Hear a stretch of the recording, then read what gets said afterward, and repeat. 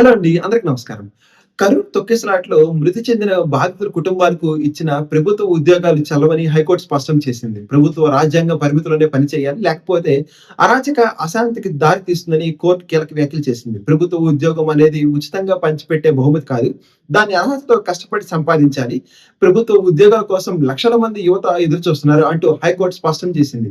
అసలు ఈ కేసు ఎలా మొదలైందంటే గత ఏడాది సెప్టెంబర్‌లో టీవీకే పార్టీ నిర్వహించిన భారీ ర్యాలీలో జరిగిన తొక్కిసలాటలో 41 మంది ప్రాణాలు కోల్పోయారు. ఆ ఘటన తర్వాత బాధిత కుటుంబాలకు ప్రభుత్వ ఉద్యోగాలు ఇస్తామని అప్పటి టీవీకే అధినేత విజయ్ గారు హామీ ఇచ్చారు.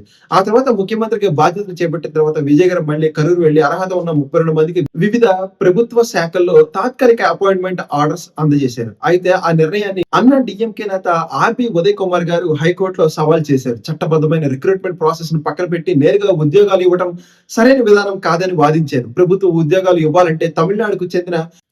ఇవ్వాలంటే తమిళనాడు పబ్లిక్ సర్వీస్ కమిషన్ ద్వారా మాత్రమే నియామకాలు జరగాలని కోర్టు దృష్టికి తీసుకువెళ్లారు. ఈ పిటిషన్ పై విచారణ చేపట్టిన మద్రాస్ హైకోర్టు సీఎం విజయ్ గారి ప్రభుత్వం ఇచ్చిన ఆ తాత్కాలిక నియామకాలు చెల్లవని తేల్చి చెప్పింది. ప్రభుత్వ రాజ్యాంగం నిర్దేశించిన విధానాలను తప్పనిసరిగా పాటించాలని స్పష్టం చేస్తూ ఈ కేసులో కీలక తీర్పు చెప్పింది.